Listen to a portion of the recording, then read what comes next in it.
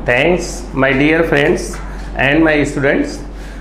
मित्रों, आज का मेरा टॉपिक है हेत्वाभास, जहां से नेट फर्स्ट पेपर में यूजीसी नेट फर्स्ट पेपर में एक क्वेश्चन प्राय पूछ लिया जाता है और मैं देखता हूं कि छात्रों में इसको लेकर बड़ा भ्रम बना रहता है। और जो फिलॉसफी के छात्र हैं, जो दर्शन शास्त्र के स्टूडेंट हैं, वो तो बड़े आराम से टैकल कर लेते हैं क्योंकि उनके यहाँ न्याय दर्शन रखा हुआ है। ये भारतीय न्याय दर्शन से ही पूछा जाता है, अनुमान के अंतर्गत ही प्रश्न बनता है। लेकिन जो लोग फिलॉसफी के नहीं होते उनके लिए यह दुरूह टॉपिक होता है। मित्रों, एक चीज़ हम आपको बता देना चाहते हैं कि ये जो हेत्वाभास है उससे जो प्रश्न बनता है प्रायः एग्जाम्पल दे करके प्रश्न बनता है। जो हेत्वाभास में अभी हम आपको कई पक्ष समझाएंगे, क्या स्वरूप है, कैसे है, तो उसमें कोई एक एग्जाम्पल दे देता है, पूछता है अधोलिखित में कौन सा हेत्वाभास है।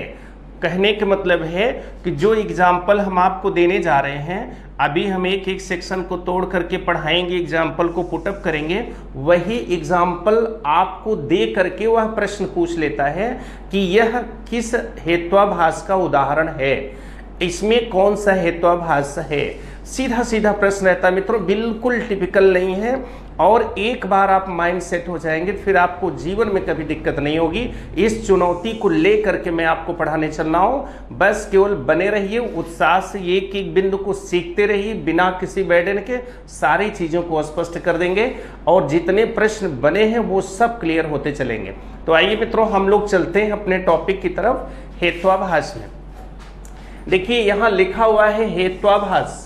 हेत्वाभास दो शब्दों से मिलकर के बना है मित्रों। एक है, अगर जब हम हेत्वाभास को तोड़ते हैं तो हेत्वाभास को तोड़ने पर दो शब्द आते हैं, एक है हेतु, दूसरा है आभास।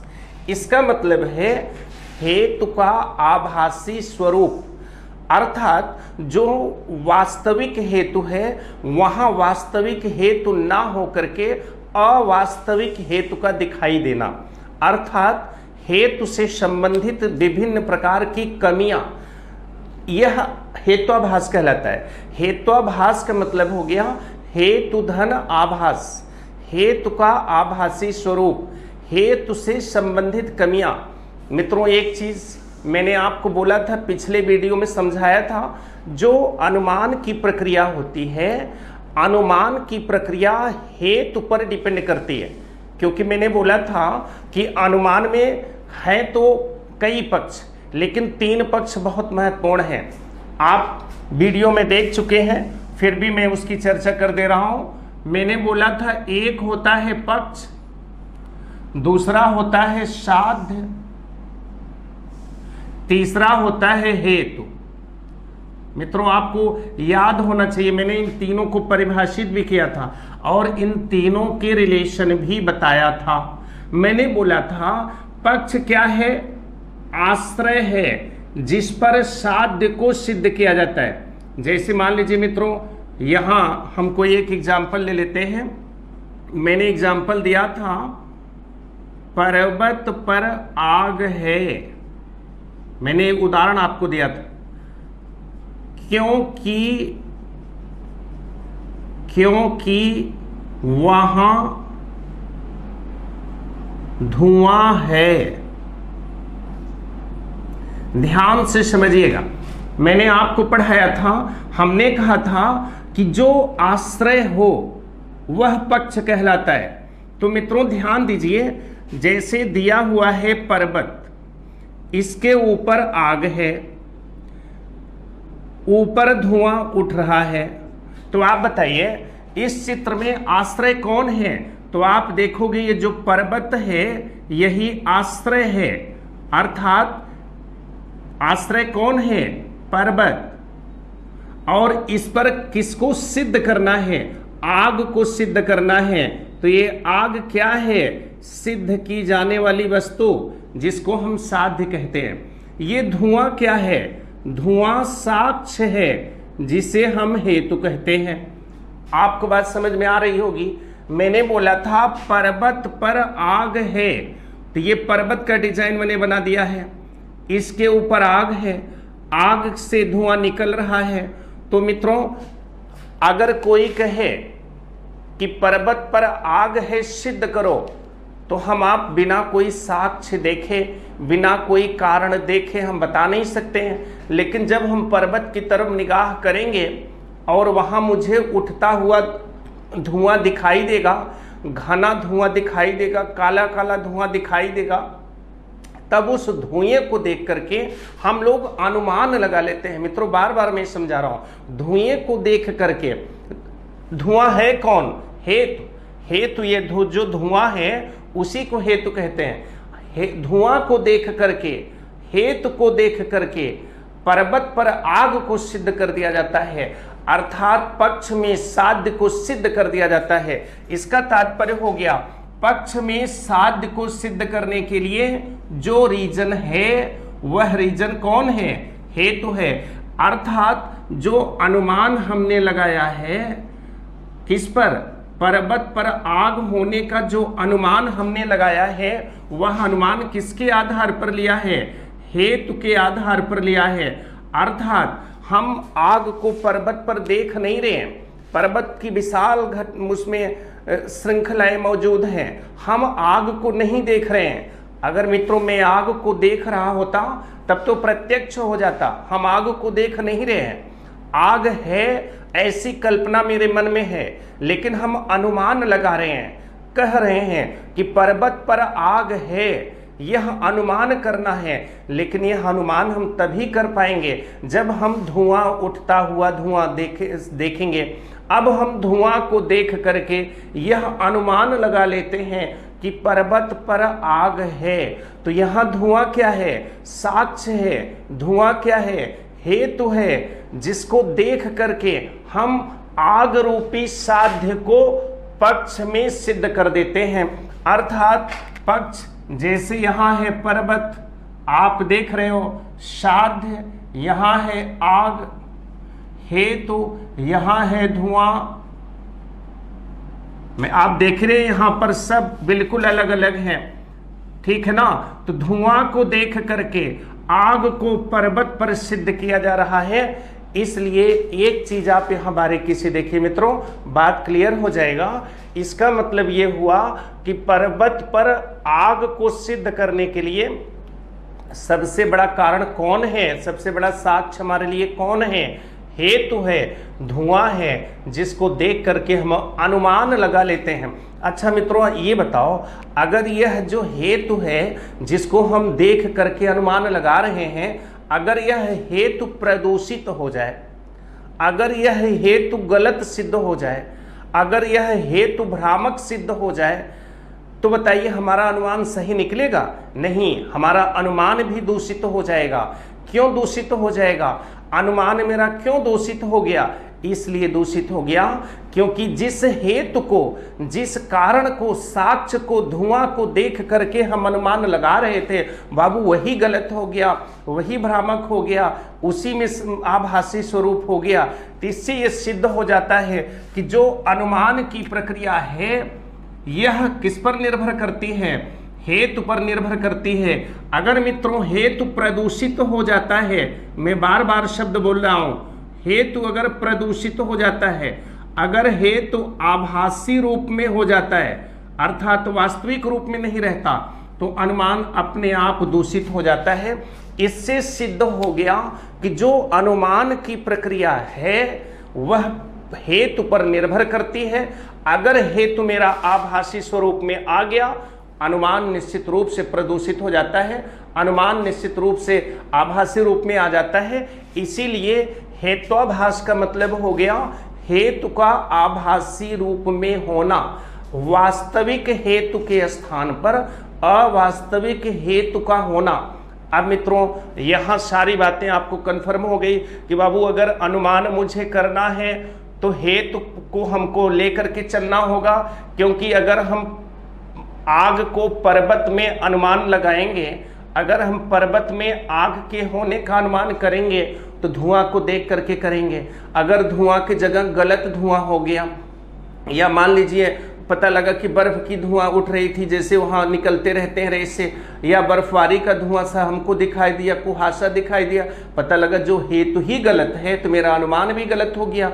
इससे कन्फर्म हो गया कि जो अनुमान हम लगाते हैं वह अनुमान हेतु पर निर्भर करता है। अगर हेतु प्रदूषित हो गया, हेतु आभासी हो गया, तो अनुमान भी प्रदूषित हो गया।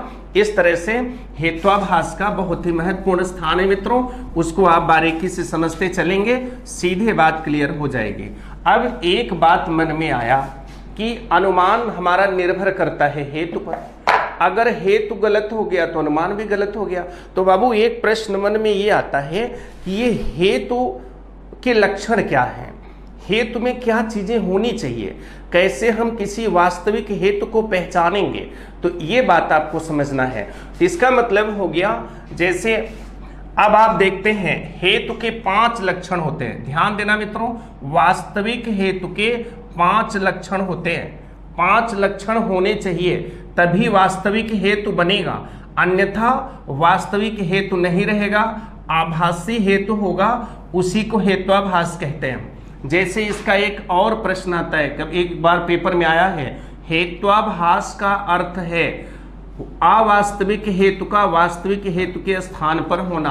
तो इसीलिए इसको एक अर्थ हम ये भी दे देते हैं कि वास्तविक हेतु के स्थान पर, वास्तविक हेतु के स्थान पर अवास्तविक हेतु का होना, अवास्तविक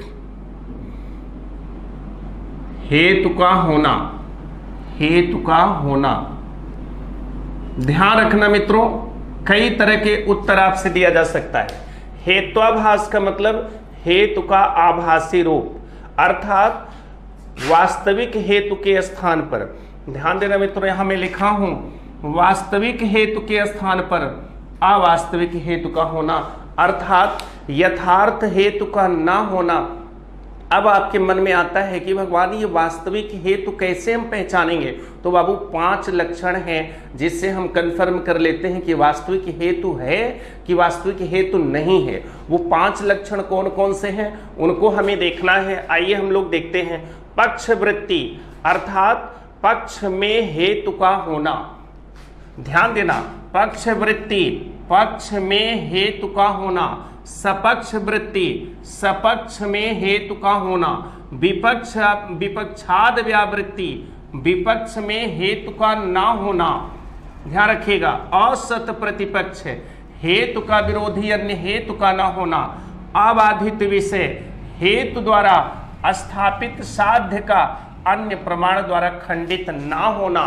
अगर मित्रों इसमें से किसी एक लक्षण को पलट दें तो हेतु हमारा दूषित हो जाता है, हेतु हमारा वास्तविक नहीं रह जाता।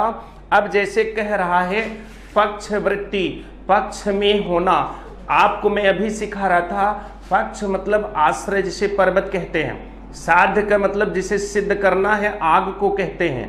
हेतु का मतलब धुआं, जिसको देख करके हम अनुमान लगाते हैं। तो कह रहा है कि पक्षवृत्ति, पक्ष में हेतु का होना, अर्थात पर्वत पर धुएं का होना। अगर बाबू धुआं पर्वत पर नहीं दिखेगा तो साध्य को कैसे सिद्ध करोगे, कैसे आग को पर्वत पर सिद्ध करोगे? तो इसलिए पक्ष में हेतु का होना आवश्यक है।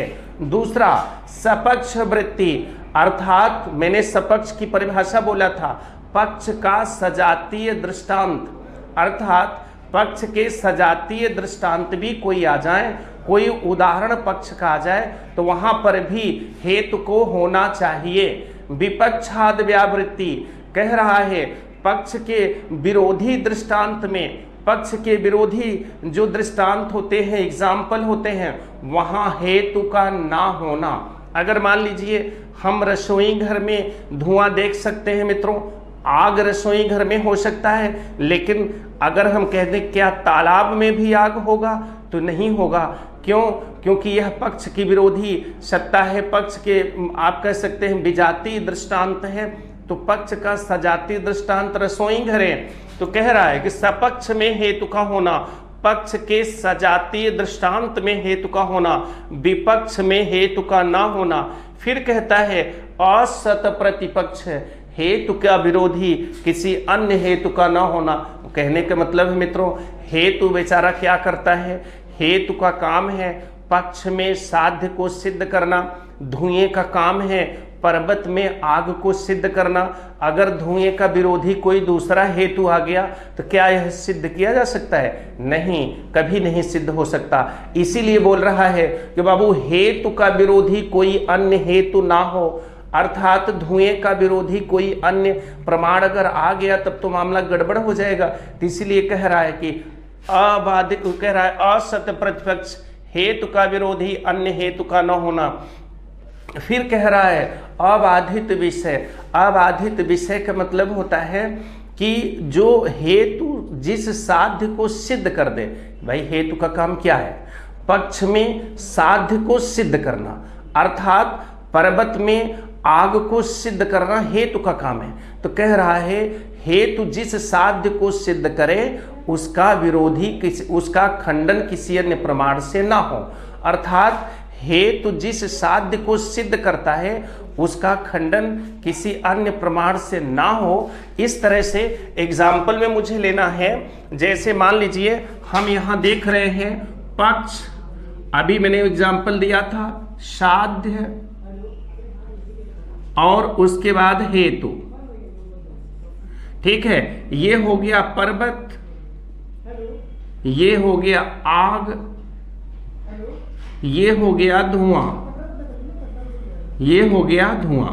मैंने कहा कि हेतु का सीधे सीधे यहां बात आ रही है, हेतु द्वारा स्थापित साध्य का अन्य प्रमाण द्वारा खंडन न करना। कहने का मतलब है यह हेतु, यह इस हेतु का काम क्या है? यह हेतु साध्य को पक्ष में सिद्ध करता है।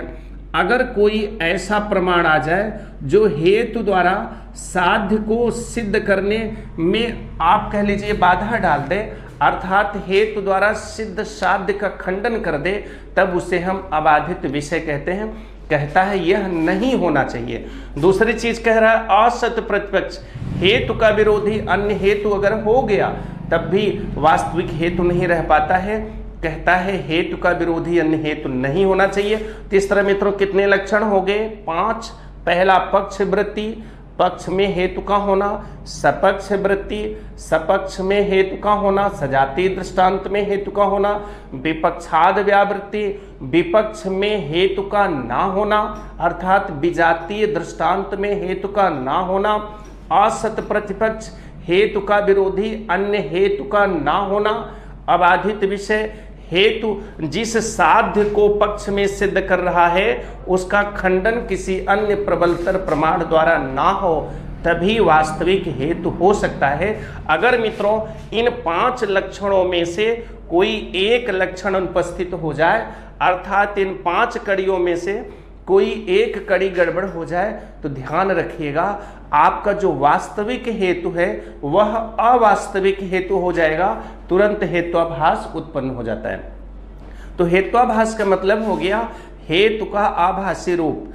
जहां पर वास्तविक हेतु होना चाहिए वहां अवास्तविक हेतु आ जाए, अर्थात हेतु से संबंधित विभिन्न कमियां उसमें उत्पन्न हो जाए, हेतु का भ्रामक स्वरूप हमारे सामने आ जाए, उसी को हम हेत्वाभास कहते हैं। अब मित्रों इतना आप समझ लिए, प्रायः यहां से प्रश्न कम बनते हैं। अब हम हेत्वाभास के प्रकार पढ़ाने चल रहे हैं, यहीं से आपके यहाँ प्रश्न आते हैं। वेरी वेरी इंपॉर्टेंट क्वेश्चन है। कहने का मतलब ये जो 5 स्वरूप दिए गए हैं, एक क्वेश्चन आपके यूजीसी नेट फर्स्ट पेपर में पूछ लेता है और प्रायः एग्जाम्पल दे करके पूछता है। या तो मित्रों वो पूछेगा, या जैसे मैंने अभी बताया था कि पर्वत पर आग है क्योंकि वहां धुआं है, सीधे कहेगा अधोलिखित में कौन साध्य है, कौन पक्ष है, कौन हेतु है। तो उसमें जैसे मान लीजिए एग्जाम्पल आपको दे दिया, पर्वत दे दिया, पर्वत पर आग है क्योंकि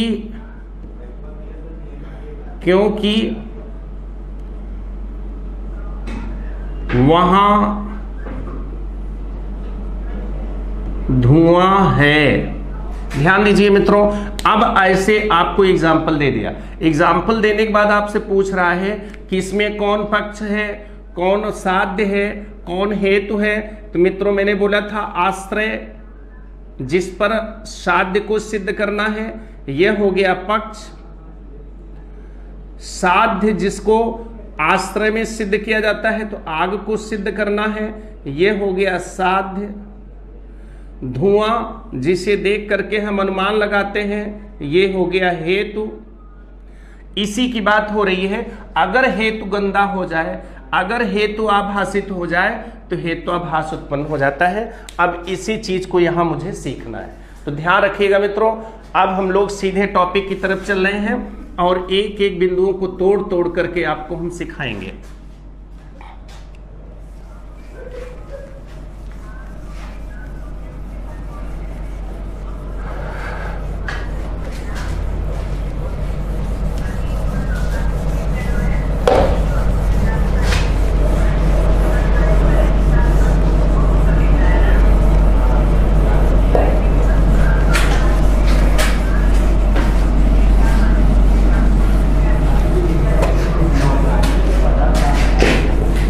अब आप देखिए, अब आपका टॉपिक यही है, इसी पर आपको एक्सप्लेन करना है, एक एक चीजों को सीखना है। अब मित्रों हम पहला लेंगे सव्यभिचार। ध्यान दीजिएगा, पहला हम लेंगे सव्यभिचार। सव्यभिचार, सव्यभिचार, पहले टॉपिक को इसी को लेंगे। अगर आप इसको तोड़िए तो स धन व्यभिचार, सधन व्यभिचार। तो मित्रों ध्यान रखिएगा, व्यभिचार को हमें सामान्य अर्थ में नहीं लेना है, यहां एक लाक्षणिक अर्थ में है, आप कह सकते हैं शास्त्रीय अर्थ में रखा गया है। व्यभिचार का मतलब होता है नियम का विरोध में होना, अर्थात नियम के विरोध में होना। व्यभिचार का अर्थ होता है नियम विरुद्ध होना, नियम विरुद्ध होना। ठीक है, तो कह रहा है सधन व्यभिचार, स माने होता है सहित। ध्यान दीजिए, कह रहा है सधन व्यभिचार, नियम विरुद्ध होना, स माने सहित, व्यभिचार माने नियम के विरुद्ध होना, अर्थात नियम के विरुद्ध हेतु का होना। अगर इसको हम पूरी तरह से अर्थ ले लें इसको, तब हम कहेंगे नियम के विरुद्ध, नियम के विरुद्ध हेतु का होना, हेतु का होना। बात आप समझ रहे हैं, नियम के विरुद्ध हेतु का होना, अर्थात स माने सहित, व्यभिचार माने नियम विरुद्ध होना। इसलिए सव्यभिचार का मतलब होता है जहां नियम का उल्लंघन हो जाए, जहां हेतु नियम पर ना हो। आइए मित्रों हम देखते हैं हेतु नियम पर कैसे नहीं है। अभी मैंने 5 लक्षण आपको गिनाया था। 5 लक्षण में मैंने बोला था, 5 लक्षण में मैंने जो बोला था, पहला बोला था पक्ष वृत्ति, दूसरा बोला था सपक्ष वृत्ति, तीसरा बोला था विपक्षाद व्यावृत्ति, विपक्षाद व्यावृत्ति, फिर उसके बोला था असत प्रतिपक्ष,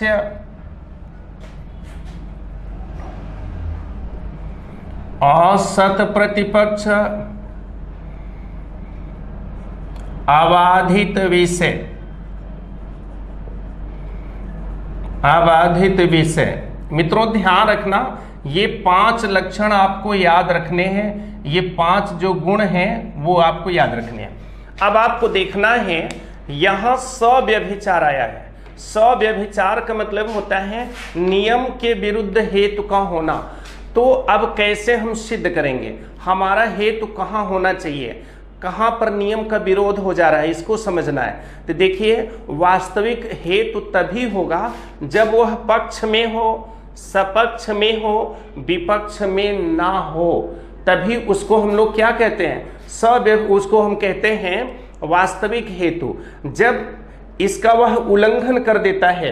अर्थात जब आप देख रहे हो कि ऐसा हेतु जो पक्ष में हो, सपक्ष में हो, विपक्ष में ना हो, इस नियम का उल्लंघन कर देता है, तब उसी को हम सव्यभिचार कहते हैं। तो सव्यभिचार का मतलब आप कह सकते हैं कि जब हेतु पक्ष में हो, सपक्ष में हो,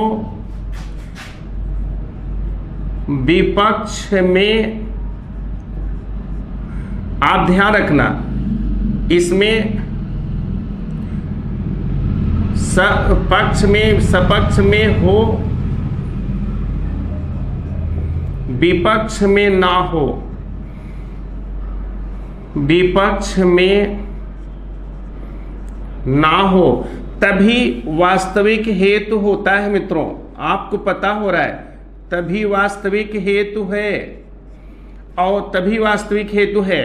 लेकिन जब इस नियम का अर्थात पक्ष, सपक्ष, विपक्ष का जो ये नियम है, जब इसी का उल्लंघन हो जाता है, तब उसी को हम सव्यभिचार कहते हैं। तो परिभाषा क्या हो गई? जब हेतु का पक्ष में होना, सपक्ष में होना, विपक्ष में ना होने के नियम का उल्लंघन हो जाता है, तब वहां पर सव्यभिचार उत्पन्न हो जाता है। सव्यभिचार मतलब स माने सहित, व्यभिचार माने नियम के विरुद्ध। अर्थात आप देख रहे हो हेतु को कहां होना चाहिए, आप बताएंगे हेतु को कहां होना चाहिए? हेतु को पक्ष में होना चाहिए। और कहां होना चाहिए? हेतु को सपक्ष में होना चाहिए। कहां नहीं होना चाहिए? विपक्ष में नहीं होना चाहिए। लेकिन जब मित्रों इस नियम का उल्लंघन हो जाता है, तब उसे हम क्या कहते हैं? सव्यभिचार कहते हैं। सव्यभिचार का मतलब होता है कि अनुमान की वह प्रक्रिया जिसमें हेतु पक्ष में हो, सपक्ष में हो, विपक्ष में ना हो, ऐसे नियम को तोड़ दिया जाता है, ऐसे नियम का उल्लंघन कर दिया जाता है, ऐसे नियम की धज्जियां उड़ा दी जाती हैं, तब वहां सव्यभिचार कहलाता है। तो सव्यभिचार का मतलब हो गया नियम के विरुद्ध होना, पक्ष में हो, सपक्ष में हो, विपक्ष में ना हो, यह वास्तविक हेतु होता है। लेकिन अगर इस नियम को, जो ये नियम रखा हुआ, अगर इस नियम को तोड़ देता है, तो वह सव्यभिचार कहलाता है। सव्यभिचार कन्फर्म हो गया। स माने सहित, व्यभिचार माने नियम के विरोध में होना। इसका मतलब हुआ कि अनुमान की वह प्रक्रिया जिसमें हेतु पक्ष में हो, सपक्ष में हो, विपक्ष में ना हो, इस नियम का उल्लंघन हो जाए, तब उसे हम सव्यभिचार कहते हैं। अब मित्रों इसका एग्जाम्पल देखना है। जैसे एग्जाम्पल क्या है इसका? पहले स्वरूप देखिए, ध्यान दीजिएगा। ये कितने प्रकार का है? आप देख रहे हो कि सव्यभिचार 3 प्रकार का है। पहला है साधारण सव्यभिचार, पहला है साधारण सव्यभिचार, साधारण सव्यभिचार। साधारण सव्यभिचार इसका मित्रों नियम है, जब अनुमान की प्रक्रिया में पक्ष, आप कह सकते हैं जब अनुमान की प्रक्रिया में हेतु अतिव्याप्त हो जाता है। कहने का तात्पर्य है साधारण सव्यभिचार जब होगा, तब होगा जब हेतु क्या होगा? अतिव्याप्त के रूप में, अतिव्याप्त से दूषित हो जाता है। हेतु क्या होगा? अतिव्याप्त हो जाएगा।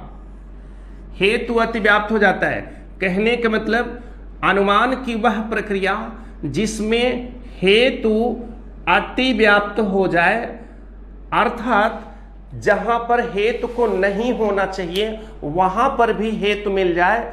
अतिव्याप्त का मित्रों मतलब क्या होगा? अतिव्याप्त का मतलब और अधिक व्यापक। अरे बाबू, हेतु को कहां होना चाहिए?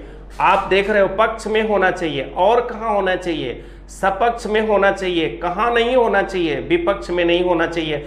अगर पता लगे अति व्यापक हो गया तो इसका मतलब वो पक्ष में भी है, सपक्ष में भी है, विपक्ष के यहां भी वो बैठा हुआ है। कहने का मतलब हो गया जब हेतु अति व्याप्त हो जाता है, हेतु का स्वरूप बृहद हो जाता है, अर्थात उसे पक्ष में होना चाहिए, सपक्ष में होना चाहिए, विपक्ष में नहीं होना चाहिए। लेकिन जब वो अति व्याप्त हो जाता है तो पक्ष में भी रहता है, सपक्ष में भी रहता है, विपक्ष में भी रहता है। अर्थात जब हेतु अति व्याप्त हो जाता है, अर्थात जब वह पक्ष में हो, सपक्ष में हो, विपक्ष में भी हो, तब उसे हम क्या कहते हैं? साधारण सव्यभिचार कहते हैं। यहाँ मित्रों आप जानते हैं कि वास्तविक हेतु पक्ष में होगा, सपक्ष में होगा, विपक्ष में नहीं होगा। पक्ष में होगा, सपक्ष में होगा, विपक्ष में नहीं होगा। लेकिन जब वह मित्रों अति व्याप्त होगा, स्वरूप विस्तृत हो जाएगा, तो बाबू विपक्ष में भी बैठ जाएगा। तो जब विपक्ष में बैठ जाता है तब वहां पर साधारण सव्यभिचार उत्पन्न होता है। तो यहाँ किस चीज का उल्लंघन हो रहा है? यहाँ विपक्षाद व्यावृत्ति का उल्लंघन हो रहा है। विपक्षाद, आप देख रहे हैं, विपक्षाद व्यावृत्त का उल्लंघन हो रहा है। विपक्षाद व्यावृत्ति का उल्लंघन हो रहा है। विपक्षाद व्यावृत्ति अर्थात विपक्ष में नहीं होना चाहिए लेकिन फिर भी विपक्ष में बैठा हुआ है, तो यहां हम कहते हैं विपक्षाद व्यावृत्ति का उल्लंघन हो रहा है। अर्थात यह विपक्षाद व्यावृत्ति के उल्लंघन का दोषी माना जाता है, इसलिए इसे हम साधारण सव्यभिचार कहते हैं। तो जब भी कभी आपसे पेपर में आए कि बताइए साधारण सव्यभिचार किसे कहते हैं, तो आप कहेंगे अनुमान की वह प्रक्रिया जिसमें हेतु अति व्याप्त हो जाए, अर्थात तो पक्ष में भी हो, सपक्ष में भी हो, विपक्ष में भी बैठा हो, अर्थात विपक्षाद व्यावृत्ति के नियम का उल्लंघन कर दे, तब वहां पर साधारण सव्यभिचार होता है। जैसे मित्रों आपको कोई भी एग्जाम्पल वो पेपर में दे करके पूछ सकता है, लेकिन मैं यहां पर एग्जाम्पल दे रहा हूं। जैसे आप देख रहे हो, पर्वत पर आग है क्योंकि वह ज्ञान का विषय है। क्योंकि वह ज्ञान का विषय है। ध्यान दीजिए मित्रों, पर्वत पर आग है क्योंकि वह ज्ञान का विषय है।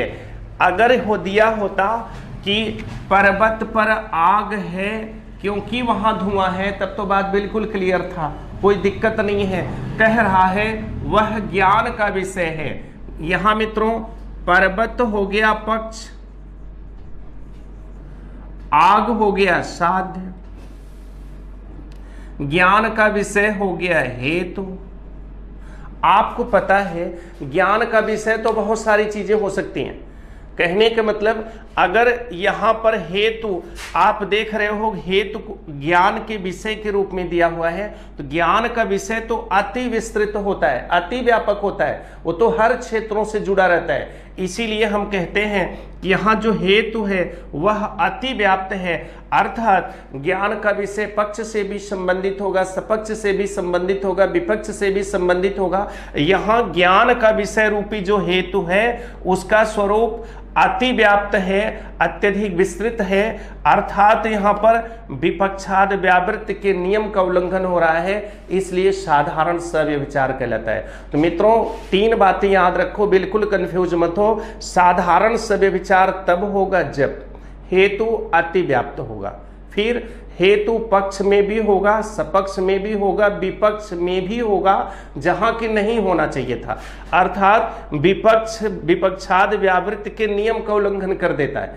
तो उदाहरण भी आपको दे देंगे, जैसे दे दिया शब्द नित्य है क्योंकि वह ज्ञान का विषय है, या दे दिया पर्वत पर आग है क्योंकि वह ज्ञान का विषय है। तो ज्ञान का विषय मित्रों अति विस्तृत होता है, पक्ष से भी संबंधित है, सपक्ष से भी संबंधित है, विपक्ष से भी संबंधित है, इसलिए यहाँ पर साधारण सव्यभिचार हुआ। तो याद रखना साधारण सव्यभिचार की तीन बातें, पहला हेतु अति व्याप्त होगा, दूसरा विपक्षाद व्यावृत्ति के नियम का उल्लंघन होगा, और अर्थात हेतु को पक्ष में होना चाहिए, सपक्ष में होना चाहिए, विपक्ष में नहीं होना चाहिए। लेकिन जब वह विपक्ष में भी बैठ जाता है अर्थात विपक्षाद व्यावृत्ति के नियम का उल्लंघन करता है, तब उसको हम साधारण सव्यभिचार कहते हैं। जैसे पर्वत पर आग है क्योंकि वहां धुआं है, अगर धुआं है लिखा होता तब हमको कोई दिक्कत नहीं था, वहां लिख दिया क्योंकि वह ज्ञान का विषय है। ज्ञान का विषय मित्रों सीमित नहीं होता, कई पक्षों से जुड़ा रहता है, इसीलिए यह अतिव्याप्त रूप से, अतिव्याप्त से दूषित होता है। और ऐसा कोई भी प्रक्रिया, अनुमान की वह प्रक्रिया जिसमें हेतु अतिव्याप्त से प्रदूषित हो जाए तब उसे हम साधारण सव्यभिचार कहते हैं। आपको सीधे मित्रों एग्जाम्पल देगा या कभी कभी आपसे पूछ लेगा कि बताइए साधारण सव्यभिचार में कौन सा दोष आता है, पक्ष वृत्ति का दोष होगा, सपक्ष वृत्ति का दोष होगा कि विपक्षाद व्यावृत्ति का दोष होगा। आप ट्रिक मारोगे विपक्षाद व्यावृत्ति का दोष होगा। आपको कहेगा बताइए, उसमें एक एग्जाम्पल दे देगा, पर्वत पर आग है क्योंकि वह ज्ञान का विषय है। अधोलिखित में किस प्रकार का हेत्वाभास है? साधारण सव्यभिचार का हेत्वाभास है। अब मित्रों हम लोग आते हैं असाधारण हेत्वाभास।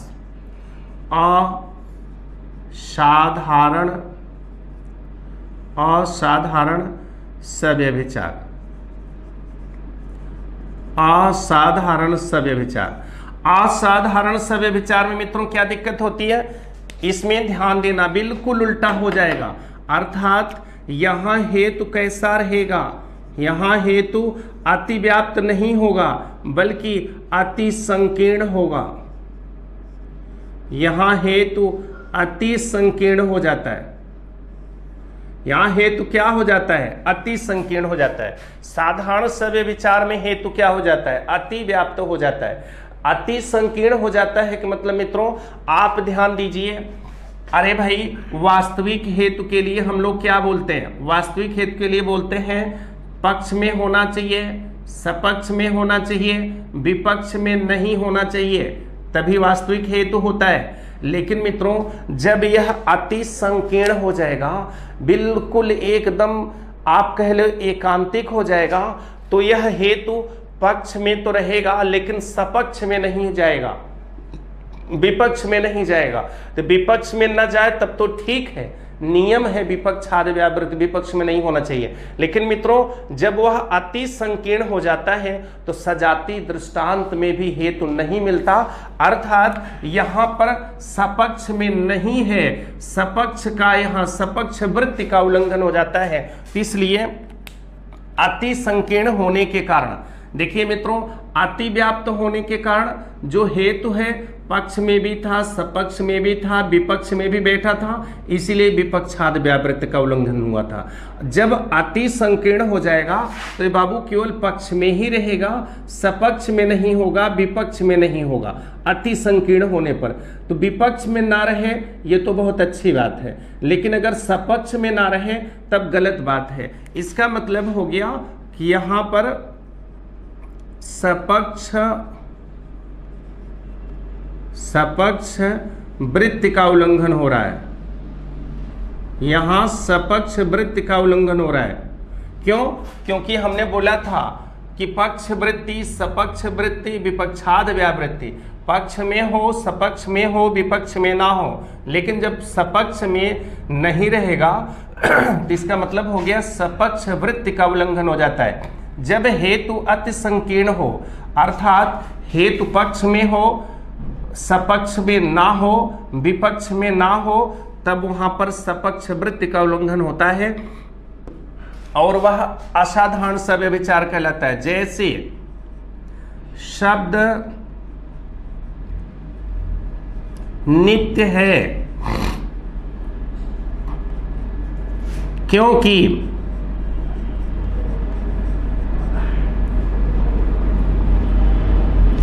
शब्द नित्य है क्योंकि उसमें शब्दत्व का लक्षण पाया जाता है, क्योंकि उसमें सुनाई देता है या वह सुनाई देता है, क्योंकि वह सुनाई देता है, क्योंकि वह सुनाई देता है,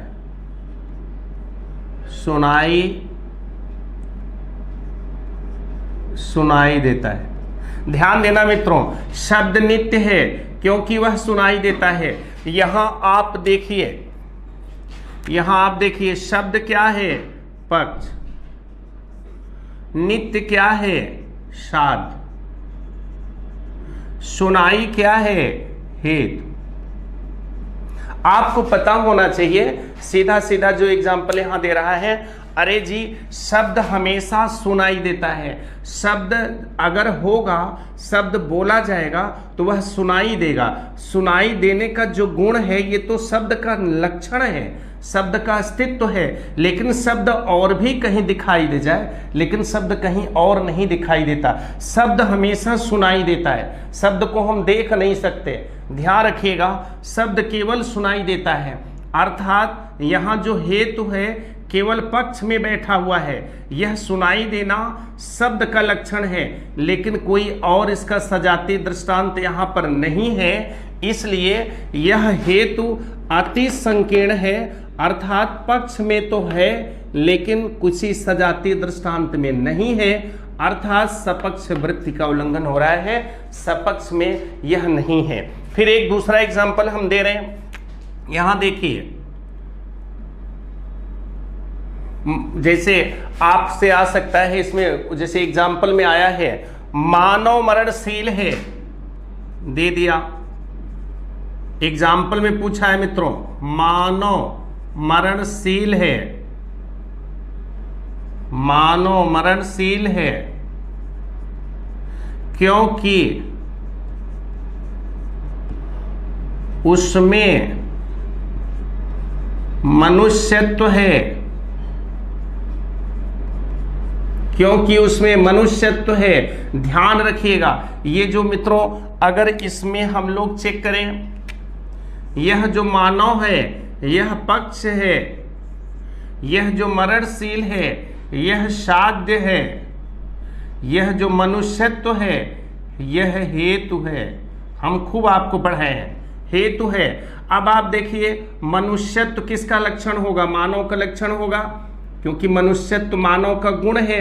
अरे जी मनुष्यत्व मानव के अतिरिक्त और कहाँ मिलेगा? कहीं नहीं मिलेगा। तो इसका मतलब हो गया कि जो मनुष्यत्व है यह मानव तक ही सीमित है और कहीं नहीं है। मानव क्या है? पक्ष है। अर्थात यह जो हेतु है केवल पक्ष में है, ना तो सपक्ष में है न विपक्ष में नहीं है। तो सपक्ष में नहीं है, इसका मतलब सपक्ष वृत्ति का उल्लंघन हो रहा है। सपक्ष में होना चाहिए था, क्योंकि नियम है पक्ष में हो, सपक्ष में हो, विपक्ष में ना हो। तब आप ध्यान रखेंगे मानव मरणशील है क्योंकि उसमें मनुष्यत्व है। शब्द सुनाई पड़ता है, शब्द नित्य है क्योंकि वह सुनाई पड़ता है या उसमें शब्दत्व का लक्षण है। ये दोनों भी पॉइंट आपने देखा कि जो हेतु है वह केवल पक्ष तक सीमित है, सुनाई पड़ना केवल शब्द तक सीमित है, किसी सजातीय दृष्टांत में वह नहीं मिलता। अर्थात सपक्ष वृत्ति का उल्लंघन होता है। विपक्ष में न मिले तब तो चलता है, क्योंकि वो तो नियम है, विपक्षाद व्यावृत्ति विपक्ष में नहीं होना चाहिए, लेकिन सपक्ष में होना चाहिए। सपक्ष में नहीं है, इसलिए यह आप देख रहे हो प्रदूषित हो जाता है। उसे हम असाधारण सभ्य विचार कहते हैं। तो असाधारण सभ्य विचार में तीन बातें देखना है। पहला, हेतु अति संकीर्ण हो जाता है। दूसरा, हेतु केवल पक्ष तक सीमित होता है, सपक्ष में नहीं रहता, अर्थात सपक्ष वृत्ति का उल्लंघन होता है। उदाहरण मित्रों खूब रट लेना, विधिवत समझ लेना, नहीं तो आ रहा एग्जाम में पूछ लेगा। शब्द नित्य है क्योंकि वह सुनाई देता है, मानव मरणशील है क्योंकि उसमें मनुष्यत्व है। सीधे आपसे पूछ लेगा कौन सा इसमें हेत्वाभास है? असाधारण सभ्य विचार का हेत्वाभास है। अब हम लोग सीधे आते हैं तीसरे हेत्वाभास की तरफ चलते हैं, साधारण सभ्य विचार के तीसरे बिंदु की तरफ चलते हैं, उसको भी हम लोग देख लें।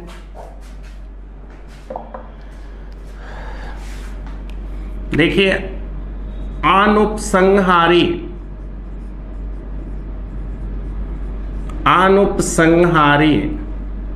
सव्यभिचार, सव्यभिचार सव्यभिचार। आप देख रहे हो साधारण सव्यभिचार में हेतु अतिव्याप्त है, असाधारण सव्यभिचार में हेतु अति संकीर्ण है। लेकिन जब अनुपसंहारी सव्यभिचार आता है, इसमें मित्रों ध्यान देना, इसमें कौन सी दिक्कत आती है? इसमें पक्ष सर्वग्रासी हो जाता है। क्या हो जाता है? सर्वग्रासी हो जाता है। इसमें पक्ष सर्वग्रासी हो जाता है। सर्वग्रासी का मतलब इससे संबंधित सभी वस्तुओं को वह अपनी में समाहित कर लेता है, अर्थात इसमें सभी वस्तुएं समाहित हो जाती हैं। पक्ष में उस जात से संबंधित सभी वस्तुएं समाहित हो जाती हैं। इसीलिए कहा जाता है कि अनुमान की वह प्रक्रिया जिसमें पक्ष सर्वग्रासी हो जाए, अर्थात उस जात से संबंधित सभी वस्तुएं उसमें समाहित हो जाएं, पक्ष सर्वग्रासी हो जाए, तब वहां पर अनुपसंहारी सव्यभिचार उत्पन्न हो जाता है। तो अनुपसंहारी सव्यभिचार के लिए मित्रों ध्यान देना कि वह पक्ष सर्वग्रासी हो जाता है, अर्थात सीधे सीधे हम कह देते हैं कि वही बात फिर आ जाती है, पक्ष के अंतर्गत सभी उस जात से संबंधित सभी वस्तुएं समाहित हैं, हेतु केवल पक्ष तक ही सीमित हो जाता है, सपक्ष और विपक्ष में हेतु नहीं रहता। यहां पर भी मित्रों ध्यान रखिएगा, सपक्ष से संबंधित सपक्ष वृत्ति के नियम का उल्लंघन होता है। और जैसे आप देख रहे हो, यहां आप देखोगे चूंकि पक्ष सर्वग्रासी है, तो आप यहां क्या देख रहे हो? पक्ष में होना चाहिए, सपक्ष में हेतु को होना चाहिए, विपक्ष में हेतु को नहीं होना चाहिए। लेकिन जब मित्रों पक्ष सर्वग्रासी हो जाता है, हेतु से संबंधित सभी चीजें पक्ष अपनी में ही समाहित कर लेता है, तो वह सपक्ष में नहीं रह पाता, विपक्ष में नहीं रह पाता।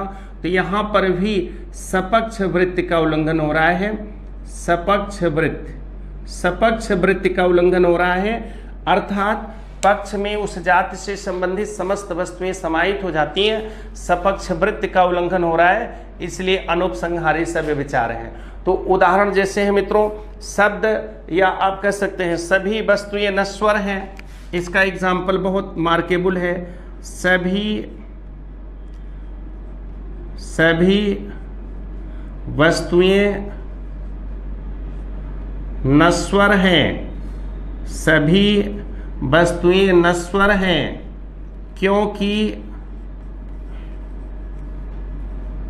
वह उत्पन्न होती हैं, क्योंकि वह उत्पन्न होती हैं। यहां मित्रों ध्यान दीजिए, सभी वस्तुएं, अब तक जो आप पढ़ रहे थे उसमें आप देख रहे थे कोई एक वस्तु, कोई इधर उधर की बातें सम्मिलित रहती थी। इसमें क्या कह रहा है? सभी वस्तुएं क्या हैं? नश्वर हैं। क्यों? क्योंकि वह उत्पन्न होती हैं। उत्पन्न होना हेतु कहलाता है, नश्वर साध्य है, सभी वस्तुएं पक्ष हैं। तो ध्यान दीजिएगा, पक्ष में हमने क्या बोला? सर्वग्रासी है, सभी वस्तुएं पक्ष में निहित हैं, ठीक है। हेतु बेचारा पक्ष में बिल्कुल बैठा हुआ है। जब सारी चीजें पक्ष में बैठी हैं तो सपक्ष में बैठने के लिए कुछ नहीं बचता, इसीलिए यहाँ पर पक्ष में सभी वस्तुएं हैं, सर्वग्रासी है, अर्थात हेतु पक्ष तक ही सीमित रह जाता है, सपक्ष में नहीं रहता, विपक्ष में नहीं रहता। विपक्ष में ना रहे तो बात चलता है, लेकिन सपक्ष में होना चाहिए था, लेकिन इसलिए चूंकि नहीं है इसलिए सपक्ष वृत्ति का उल्लंघन हो रहा है, अर्थात यहाँ सपक्ष वृत्ति नियम का उल्लंघन होता है। इस तरह से हम लोगों ने सव्यभिचार के अंतर्गत 3 देखे। पहला हमने देखा फर्स्ट साधारण सव्यभिचार, जिसमें हेतु अतिव्याप्त होता है, वहाँ विपक्षाद व्यावृत्ति के नियम का उल्लंघन होता है। दूसरा हमने असाधारण सव्यभिचार देखा, जहां पर हेतु अति संकीर्ण होता है, अर्थात वस्तु के गुण तक ही सीमित हो जाता है, वह सपक्ष में नहीं, पक्ष में तो रहता है, सपक्ष में नहीं रहता। सपक्ष वृत्ति का उल्लंघन है। अनुपसंहारी सव्यभिचार में पक्ष सर्वग्रासी हो जाता है, अर्थात पक्ष में ही हेतु बैठा रह जाता है, उसकी और कोई स्वरूप सपक्ष आदि में नहीं रहते, इसलिए यहाँ सपक्ष वृत्ति का उल्लंघन होता है। इस तरह से मित्रों हम लोग सव्यभिचार को कंप्लीट किए। अब हम दूसरा पॉइंट उठाते हैं, जिसको हम सीधा सीधा आप देखेंगे दिया हुआ है विरुद्ध हेत्वाभास। अब मित्रों इधर भाग नहीं है, लंबा नहीं है, एक एक लाइन की चीजें हैं, क्लियर से समझते चलिए। कह रहा है विरुद्ध हेत्वाभास में, चलिए इसमें क्या होता है आपको पता है, हेतु निश्चित साध्य को न सिद्ध करके जब उसकी विरोधी सत्ता सिद्ध कर देता है, अर्थात इसमें हेतु क्या होता है विरुद्ध हेत्वाभास में, विरुद्ध हेत्वाभास में हेतु ध्यान रखिए आत्मघाती हो जाता है। हेतु क्या होता है आत्मघाती होता है। यहां हेतु बेचारा आत्मघाती हो जाता है। आप मित्रों जानते हो मैंने बार बार चित्र बनाया है कि पक्ष साध्य हेतु, मैंने बोला था कि साध्य हेतु का काम क्या है, हेतु साक्ष्य है जो साध्य को पक्ष में सिद्ध करता है, लेकिन मित्रों हेतु का काम है साध्य को पक्ष में सिद्ध करना। धुएं का काम है आग को पर्वत में दिखाना। अगर इसको हम कहें पर्वत, इसको हम कहें आग, इसको हम कहें धुआं, तो ध्यान से समझना, धुआं का काम है आग को पर्वत में सिद्ध करना। लेकिन मित्रों जब यह हेतु इतना गड़बड़ हो जाए, अर्थात जिस साध्य को सिद्ध करना है उसकी विरोधी सत्ता को सिद्ध कर दे, अर्थात वह पक्ष में साध्य को न सिद्ध करके, आप देखते हो तो कहने का मतलब पक्ष में साध्य को न सिद्ध करके विरोधी सत्ता को सिद्ध कर दे, विरोधी सत्ता को सिद्ध करे, विरोधी सत्ता को सिद्ध करे। आप समझिए कि ये जो हेतु है धुआं है, इसका काम था साध्य को पक्ष में सिद्ध करना, आग को पर्वत में सिद्ध करना। हेतु को काम दिया गया है कि बेटा तुम आग को पर्वत में सिद्ध करो, लेकिन जब हेतु आग को पर्वत में सिद्ध ना करके उसकी विरोधी सत्ता को सिद्ध कर दे, अर्थात साध्य की विरोधी सत्ता सिद्ध कर दे, हेतु पक्ष में साध्य को न सिद्ध करके उसकी विरोधी सत्ता सिद्ध कर दे, तब उसे विरुद्ध हेत्वाभास कहते हैं। विरुद्ध हेत्वाभास में मित्रों मैं बार बार बोल रहा हूं कि हेतु क्या होता है आत्मव्याघाती होता है। इसका मतलब साध्य को न सिद्ध करके उसकी विरोधी सत्ता को सिद्ध कर देता है, ठीक है ना। अगर हम कह दूं अगर हम कह दें कि देखिए शब्द, हम एग्जाम्पल दे रहे हैं, शब्द नित्य है क्योंकि वह उत्पन्न है। मित्रों आप देखिए दिया हुआ है एग्जाम्पल हम दे रहे हैं, एग्जाम्पल दिया है शब्द नित्य है क्योंकि वह उत्पन्न है। आपको पता है मित्रों पूरी दुनिया में यह एक सार्वभौम नियम है, जो उत्पन्न होता है वह सदा नित्य नहीं रहता, जो उत्पन्न होता है वह नष्ट जरूर होता है। यह निश्चित नियम है, प्रकृति का नियम है। अगर उत्पन्न है तो उसको नष्ट होना है। एक तरफ शब्द नित्य है, इसको सिद्ध करना चाहिए था, नित्यता को सिद्ध करना चाहिए था। आप देख रहे हो ये हो गया पक्ष, ये हो गया साध्य, ये हो गया हेतु। आप बताइए हेतु का काम था नित्यता को सिद्ध करना, लेकिन आप बताओ जब संसार की सभी वस्तुएं जो उत्पन्न होती हैं वह नश्वर होती हैं, तो इसने काम क्या किया, उत्पन्न होना यह शब्द को नित्य न सिद्ध करके शब्द को अनित्य सिद्ध कर दिया, शब्द को नश्वर सिद्ध कर दिया।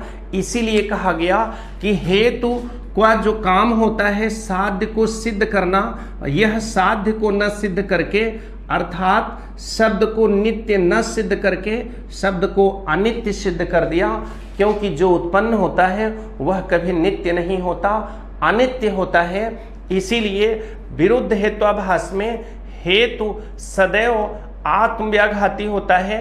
यह साध्य को न सिद्ध करके उसकी विरोधी की सत्ता को सिद्ध कर देता है। तो जब कभी पेपर में आए कि अनुमान की वह प्रक्रिया जिसमें हेतु साध्य को न सिद्ध करके विरोधी सत्ता को सिद्ध कर दे, उसे हम क्या कहते हैं? उसे हम विरुद्ध हेत्वाभास कहते हैं। मित्रों, इस उदाहरण को खूब तैयार कर लेना, जरूर पेपर में पूछता है, बड़ा इंपॉर्टेंट क्वेश्चन है। सीधे समझ लो कि जो हेतु है, इतना ध्यान रखना, जैसे ये है पक्ष, खूब मैं बार बार लिखता हूं, ये है साध्य, ये है हेतु।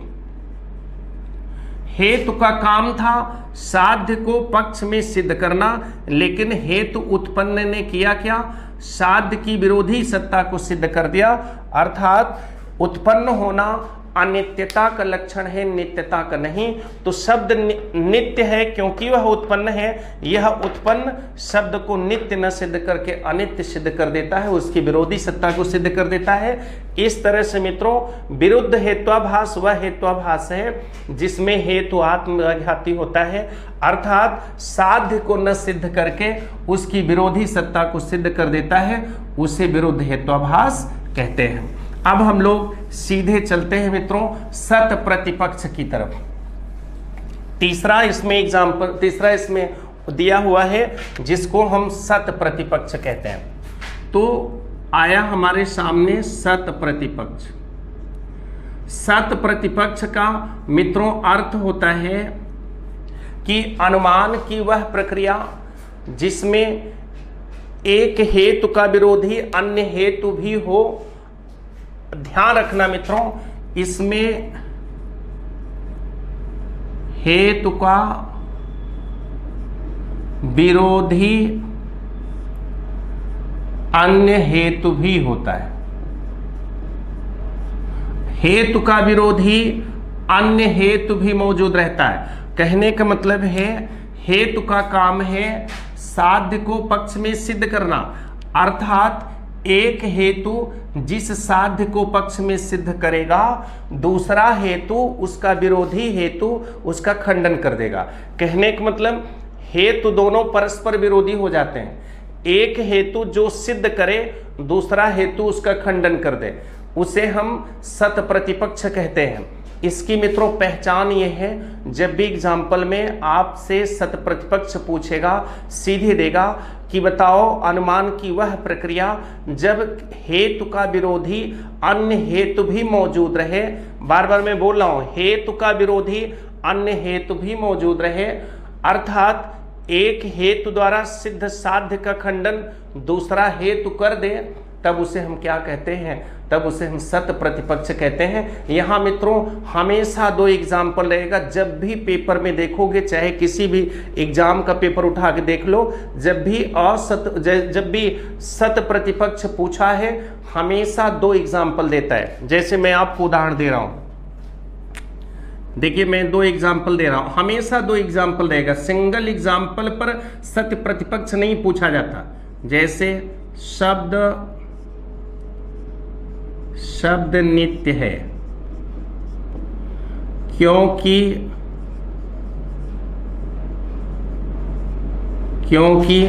वह अदृश्य है, अर्थात दिखाई नहीं देता। बिल्कुल सही है भाई, शब्द नित्य है, वो दिखाई नहीं देता, केवल सुनाई देता है। तो मित्रों इसमें कुछ भी गलत नहीं है, बिल्कुल सही है।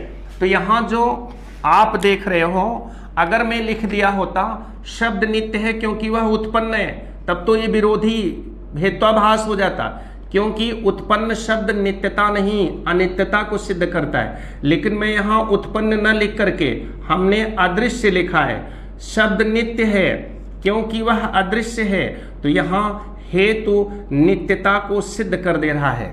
अब दूसरी तरफ देखो, अगर मैं यहां उत्पन्न लिख दिया होता तो ये विरोधी हेत्वाभास का एग्जाम्पल हो जाता।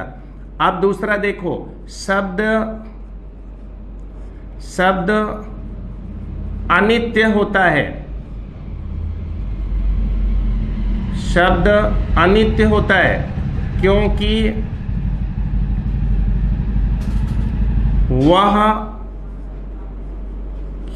वह उत्पन्न होता है, क्योंकि वह उत्पन्न होता है। आप यहां क्या देख रहे हो, यहां आप देख रहे हो शब्द अनित्य होता है क्योंकि वह उत्पन्न होता है। आप देखो मित्रों, बिल्कुल सही बात है, उत्पन्न होना अनित्यता को सिद्ध करता है। एक हेतु, इस हेतु ने नित्यता को सिद्ध किया था, इस हेतु ने अनित्यता को सिद्ध किया। अर्थात जहां एक हेतु शब्द को नित्य सिद्ध कर रहा है, वहीं जो विरोधी हेतु है शब्द को अनित्य सिद्ध कर रहा है। तो मैंने वही बताया था, हेतु का विरोधी अन्य हेतु का होना। अर्थात मित्रों, जब भी कभी सत प्रतिपक्ष का कोई भी प्रश्न आएगा, दो एग्जाम्पल दिया रहेगा, दोनों में आपको देखना है, एक नित्यता सिद्ध करेगा, दूसरा अनित्यता सिद्ध करेगा। तुरंत आप पकड़ लेंगे कि हाँ, यह सत प्रतिपक्ष का उदाहरण हो गया। सत प्रतिपक्ष में क्या सीखा? हेतु का विरोधी अन्य हेतु का होना। एक हेतु जो बात सिद्ध करे, दूसरा हेतु आकर उसका खंडन कर दे। एक हेतु ने शब्द को नित्य सिद्ध किया, दूसरे हेतु ने शब्द को अनित्य सिद्ध कर दिया, इसलिए इसे हम सत प्रतिपक्ष कहते हैं।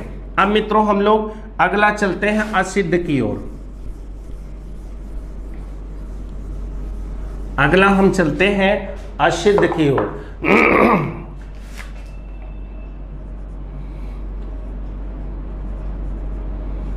असिद्ध की ओर ध्यान रखिएगा मित्रों, इसमें कुछ नहीं, इसमें हेतु स्वयं असिद्ध हो जाता है। असिद्ध वाले में हम कहते हैं अनुमान की वह प्रक्रिया जिसमें हेतु स्वयं असिद्ध हो जाए, उसे हम असिद्ध हेत्वाभास कहते हैं। तो यहां पर मित्रों आप देखते हो, असिद्ध हेत्वाभास में हेतु स्वयं असिद्ध हो जाता है, हेतु स्वयं असिद्ध हो जाता है, हेतु स्वयं असिद्ध होता है। जैसे आप देखिए, मैं उदाहरण दे रहा हूं, असिद्ध हेत्वाभास का मतलब है अनुमान की वह प्रक्रिया जिसमें हेतु स्वयं असिद्ध हो जाए, उसे हम असिद्ध हेत्वाभास कहते हैं। जैसे मित्रों हम दे रहे हैं,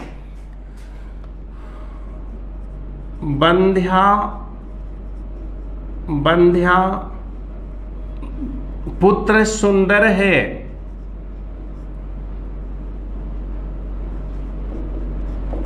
क्योंकि वह मानव है। देखिए मित्रों, मैं एग्जाम्पल दिया हूं, असिद्ध हेत्वाभास का एग्जाम्पल दे रहा हूं। असिद्ध हेत्वाभास का मतलब होता है जब अनुमान की वह प्रक्रिया जिसमें हेतु स्वयं असिद्ध हो जाए। तो मित्रों यहां ध्यान दीजिए, एग्जाम्पल में हमको बताइए, पक्ष क्या है? बंध्यापुत्र। बंध्यापुत्र क्या है? जल्दी बताएंगे आप। पक्ष। सुंदर क्या है? साध्य। मानव क्या है? हेतु। तो देखो मित्रों, जब हेतु स्वयं असिद्ध हो जाए, कहने का मतलब हो गया बंध्यापुत्र सुंदर है क्योंकि वह मानव है। आप यहां ध्यान दीजिए, हेतु का काम है साध्य को सिद्ध कर देना। मानव, यह जो मानव रूपी हेतु है, यह सुंदरता को बंध्यापुत्र में सिद्ध कर देना चाहता है। लेकिन मित्रों आप जानते हो, बंध्यापुत्र कभी संभव नहीं है, बाज महिला को कभी पुत्र नहीं होता। तो चूंकि यहां सीधे सीधे यह हेतु साध्य को पक्ष में सिद्ध करने में असिद्ध हो जाता है, सिद्ध नहीं कर पाता, इसलिए इसे हम असिद्ध हेत्वाभास कहते हैं। तो असिद्ध हेत्वाभास जब अनुमान की प्रक्रिया में हेतु स्वयं असिद्ध हो जाए। ध्यान देना मित्रों, जब अनुमान की प्रक्रिया में हेतु स्वयं असिद्ध हो जाए तब उसे हम असिद्ध हेत्वाभास कहते हैं। जैसे बंध्या पुत्र सुंदर है क्योंकि वह मानव है, यहां पर जो मानव शब्द है यह हेतु हो गया, सुंदर शब्द साध्य हो गया, बंध्या पुत्र पक्ष हो गया। ऐसी स्थिति में यह जो हेतु है वह सुंदरता को बंध्या पुत्र में सिद्ध नहीं कर पा रहा है, क्योंकि बांझ महिला के कोई संतान नहीं होती। अगर आपने बंध्या पुत्र कह दिया इसका मतलब वो संभव ही नहीं है। जैसे ससश्रृंग खरगोश को आप उसके सींग बता रहे हो, ससश्रृंग बंध्या पुत्र, ये कभी संभव नहीं होता। तो जो चीज संभव नहीं है आप उसको सुंदर कैसे सिद्ध करोगे? इसका मतलब हो गया जब अनुमान की प्रक्रिया में हेतु स्वयं असिद्ध हो जाए तब उसे हम असिद्ध हेत्वाभास कहते हैं। देखिए मित्रों, इसके 3 स्वरूप हैं, ठीक है। इसके 3 स्वरूप होते हैं, जैसे पक्षासिद्ध, स्वरूपासिद्ध, व्यापत्वासिद्ध। लेकिन उतना डिटेल में हम लोग न जाते हुए सीधे सीधे असिद्ध को देख लेते हैं, क्योंकि एग्जाम्पल ज़्यादातर मित्रों मैं बताऊं या तो विरुद्ध से आता है या तो सत प्रतिपक्ष से आता है। असिद्ध में भी सीधा सीधा एग्जाम्पल दे करके आपसे पूछ लेता है, तो शार्ट में ही समझिए क्योंकि अगर आपका ऑफलाइन क्लास होती तो मैं एक एक चीज़ों को बारीक बता करके कम से कम 2-3 दिन क्लास लेकर के इतना रटा देते, तैयार करा देते। लेकिन समयाभाव है, फिर भी मैं पूरी कोशिश अपनी तरफ से कर रहा हूं कि आप समझ रहे होंगे। जहां भी दिक्कत आएगी बताइएगा, फिर उसके आगे रिवीजन करवाएंगे। लेकिन अभी इतना जान लो, असिद्ध हेत्वाभास का मतलब हो गया हेतु स्वयं असिद्ध हो जाए। जहां पर हेतु साध्य को सिद्ध ना कर पाए तब उसे हम असिद्ध हेत्वाभास कहते हैं। जैसे एग्जाम्पल आपको देता है, बंध्या पुत्र सुंदर है क्योंकि वह मानव है। यहाँ मानव होने के कारण सुंदरता को बंध्या पुत्र में सिद्ध करने की कोशिश हेतु कर रहा है। यद्यप बंध्या पुत्र कभी संभव नहीं है, इसलिए हेतु असिद्ध हो जाता है। और अगर मित्रों इस असिद्ध हेत्वाभास को हम तोड़ करके चलें, इसको और व्यापक रूप में, असिद्ध को हम और व्यापक में दें, तो इसके 3 पक्ष बन जाते हैं। एक को हम लोग कहते हैं पक्षासिद्ध, दूसरे को हम कहते हैं स्वरूपासिद्ध, तीसरे को हम कहते हैं व्यापत्वासिद्ध।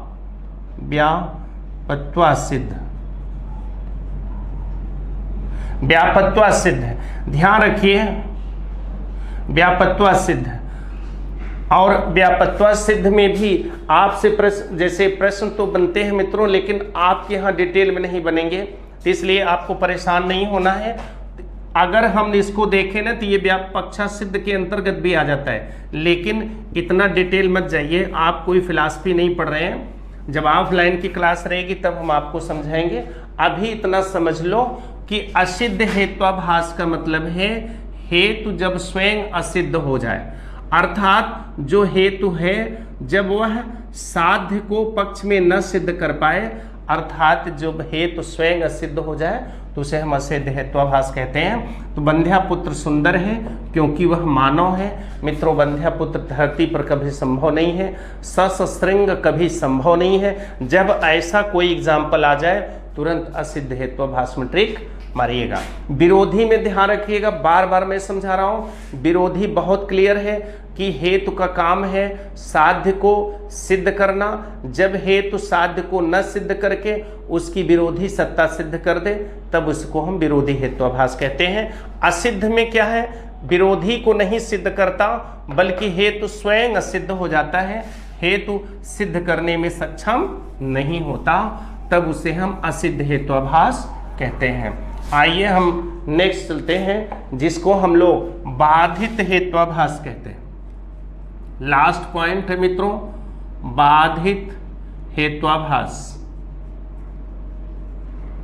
बाधित हेत्वाभास, ध्यान रखिएगा, बाधित हेत्वाभास का मतलब है कि हेतु जिस साध्य को सिद्ध करे उसका खंडन प्रबलतर प्रमाणों द्वारा हो जाए। अर्थात हेतु जिस साध्य को सिद्ध करता है उसका खंडन अनुमान से इतर प्रबल प्रमाण से हो जाए उसे हम बाधित हेत्वाभास कहते हैं। अर्थात क्या लिखेंगे, हेतु द्वारा सिद्ध साध्य का खंडन, हेतु द्वारा सिद्ध साध्य का खंडन अनुमान से इतर किसी अन्य प्रबलतर प्रमाण से हो जाए तो उसे हम बाधित हेत्वाभास कहते हैं। मित्रों लिखा हुआ है हेतु द्वारा सिद्ध साध्य का खंडन, हेतु द्वारा सिद्ध साध्य का खंडन अनुमान से इतर किसी अन्य प्रबलतर प्रमाण से हो जाए तो उसे हम बाधित हेत्वाभास कहते हैं। जैसे हम उदाहरण दे रहे हैं, ये बड़ा मार्केबल उदाहरण है। आग शीतल है, आग शीतल है क्योंकि वह द्रव्य है। यह एग्जाम्पल मित्रों निश्चित पूछा जाता है, यही सबसे मार्केबल एग्जाम्पल है। आग शीतल है क्योंकि वह द्रव्य है। ध्यान दीजिए, यहां पर आग है पक्ष, शीतल है साध्य, द्रव्य है हेतु। हेतु शीतल सिद्ध कर रहा है किसको, आग को। अर्थात द्रव्य के कारण आग को शीतल बताया जा रहा है, जबकि मित्रों अनुमान से इतर प्रबलतर प्रमाण प्रत्यक्ष होता है। ध्यान देना, भाषा पकड़िए, अनुमान से इतर किसी अन्य प्रबलतर प्रमाण से। तो अनुमान से इतर अन्य प्रबलतर प्रमाण कौन होगा, अरे प्रत्यक्ष होगा। प्रत्यक्ष से बड़ा प्रमाण कौन होता है, तो प्रत्यक्ष प्रमाण जो है वह अनुमान से इतर है, मजबूत है, हमें प्रत्यक्ष रूप से ज्ञात है। आग कभी शीतल नहीं होती, आग हमेशा गर्म होती है, इसलिए प्रत्यक्ष रूपी यह प्रमाण इस हेतु द्वारा सिद्ध साध्य का खंडन कर दे रहा है, इसलिए इसको हम लोग क्या कहते हैं, बाधित हेत्वाभास कहते हैं। इस तरह से मित्रों हमने पांचों हेत्वाभास को क्लियर कर दिया। पहला स्वव्यभिचार, स्वव्यभिचार का मतलब जहां पर नियम का उल्लंघन हो जाए। दूसरा विरोधी हेत्वाभास, विरुद्ध हेत्वाभास, अर्थात हेतु के किसी अन्य विरोधी सत्ता को सिद्ध कर देना। तीसरा सत प्रतिपक्ष, हेतु के विरोधी अन्य हेतु का होना। चौथा आप देखते हो असिद्ध, जिसमें हेतु स्वयं सिद्ध हो जाता है। पांचवा विरोधी बाधित हेत्वाभास, जिसमें हेतु जिस साध्य को सिद्ध कर रहा है उसका खंडन किसी अन्य प्रबल प्रमाण से हो जाए तब उसे हम कहते हैं बाधित हेत्वाभास। आग शीतल है क्योंकि वह द्रव्य है, इसका खंडन मित्रों अनुमान से नहीं प्रत्यक्ष प्रमाण से किया जाता है। अनुमानेतर प्रबलतर प्रमाण प्रत्यक्ष प्रमाण से किया जाता है। आग शीतल नहीं होती बल्कि गर्म होती है, इसका हमें प्रत्यक्ष रूप से ज्ञान है। इस तरह से मित्रों पूरे 5 हेत्वाभास हैं। आपको परेशान नहीं होना है, एग्जाम्पल को बार बार प्रैक्टिस कर लेना है। जहां कहीं दिक्कत हो आप हमको मैसेज करिएगा, उसको हम और क्लियर करेंगे। इस तरह से मुझे पूरा विश्वास है कि आज इस 1 घंटा से ज़्यादा कि इस वीडियो में मैंने आपको पूरा हेत्वाभास तैयार करा दिया, इसलिए मैंने अलग अलग वीडियो नहीं बनाए क्योंकि इसमें क्रमिकता बनी हुई है। मुझे पूरा विश्वास है कि आप इसको समझ गए होंगे। इनिशिएट कर लीजिए, जो भी दिक्कतें होंगी आगे आप पूछते रहिएगा, मैसेज करिएगा, हम उसको एक्सप्लेन करेंगे। तब तक के लिए आपको भरपूर धन्यवाद। Thanks, best of luck.